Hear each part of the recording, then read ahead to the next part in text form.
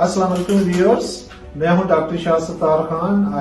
Gastroenterologist, internal medicine consultant और recently मैं Maryam memorial hospital बहरिया phase 4 में बैठता हूं।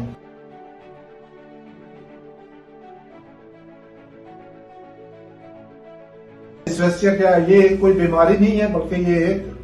सिम्टम्स का मजबूआ है जिसमें पेशेंट यूजली प्रेजेंट करते हैं कि उनको पेट के ऊपर वाले हिस्से में या मैदे वाली जगह पे दर्द होता है या जलन होती है या बाज़ औक़ात कहते हैं सीने में भी जलन होती है। और ये दर्द और जलन ये खाने से ज्यादा हो जाती है, खास करके स्पाइसी फूड से और ये जो तली हुई चीजें होती हैं, फ्राइड चीजें होती हैं और फैटी मील के साथ ज्यादा हो जाती हैं। इसके साथ साथ पेशेंट को उल्टी और मतली भी हो सकती है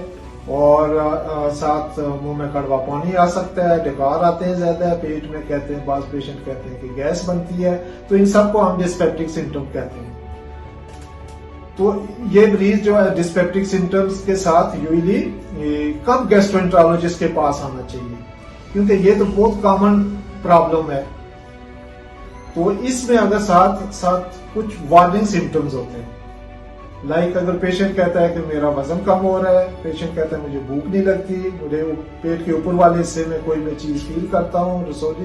टाइप की चीज फील करता हूँ, या फिर काले रंग के पखाने आते हैं, खुदा न खास्ता खून में उल्टी में खून आता है, या फिर रंग पीला हो गया है, हीमोग्लोबिन कम हो गई है।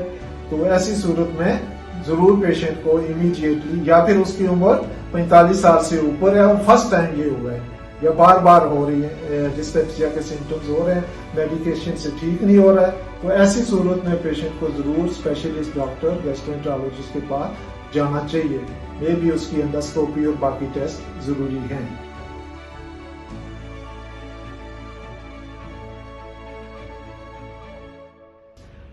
तो अब इसको कैसे हम इसकी तशखीस कैसे करते हैं, उसके लिए, क्योंकि ये डिस्पेप्टिक सिम्टम ज्यादातर मैदे की वजह से ही होते हैं। मैदे में अल्सर हो सकता है, खुदा न खास्ता मैदे में कैंसर हो सकता है, और लेकिन बाज़ औक़ात ये भी होता है कि मैदे के अलावा जिगर, लुबलुबा या पित्ते में भी मसला हो सकता है। तो जब आप डॉक्टर के पास आते हैं तो वो आपको शायद अल्ट्रासाउंड भी करे, खून के टेस्ट करे, फिर मैदे की जो खास करके छोटी आंत का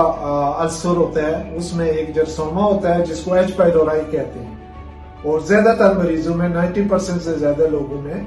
ये, अगर कोई वो और ऐसी मेडिकेशन नहीं ले रहा है, एस्प्रिन, डिस्प्रिन, ब्रूफेन या स्टीरॉइड, और उसमें खाने में भी उसका लाइफस्टाइल ठीक है, तो एच पाइलोराई जो है वो सबसे कॉमन ये काज है। तो उसको हम उसके लिए ब्लड टेस्ट भी करते हैं, स्टूल भी बाज़ करते हैं, बाज़ उसके सांस का, हवा का टेस्ट करते हैं, या फिर एंडोस्कोपी भी। अगर पेशेंट में वार्निंग सिम्टम्स हैं और ये बार बार या सिम्टम उसके ठीक नहीं हो रहे, रेड फ्लैग सिम्टम्स भी हैं, तो इमीडिएटली एंडोस्कोपी करनी चाहिए। उसमें हम देख सकते हैं कि मैदे में सिंपल सोजिश है जिसको गैस्ट्राइटिस कहते हैं, या फिर छोटी आंत में अल्सर है, ड्यूडेनल अल्सर, बड़ी मैदे में अल्सर है, गैस्ट्रिक अल्सर कहते हैं, खुदा न खास्ता कोई कैंसर वगैरह तो नहीं है। तो इसके लिए अल्ट्रासाउंड, खून के टेस्ट, जिगर के टेस्ट, लुबलुबे के और एंडोस्कोपी वार्निंग सिम्टम्स हैं, या फिर बार बार हो रहा है चीज ये ठीक नहीं हो रही है, तो वो मस्ट है। अगर सारे टेस्ट नॉर्मल आते हैं, एंडोस्कोपी भी नॉर्मल है, उसमें कोई अल्सर नहीं है, कुछ नहीं है, तो इसको हम कहते हैं नॉन अल्सर डिस्पेप्सिया। ये फिर उन लोगों में हमने हिस्ट्री लेनी होती है कि उनको कोई स्ट्रेस, एंजाइटी या डिप्रेशन के सिम्टम तो नहीं है, फिर उसके हिसाब से फिर उनको हम ट्रीट करते हैं या फिर रेफर कर देते हैं।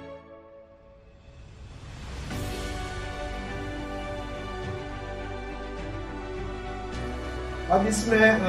क्या है, इसकी ट्रीटमेंट क्या है? तो पेशेंट को अगर according to the diagnosis, duodenal ulcer है तो उसकी 4 से 6 हफ्ते आप ट्रीटमेंट देते हो, उसमें आप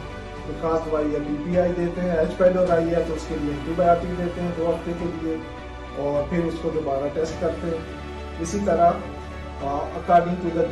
जो डिजीज है उसके हिसाब से फिर उसको ट्रीटमेंट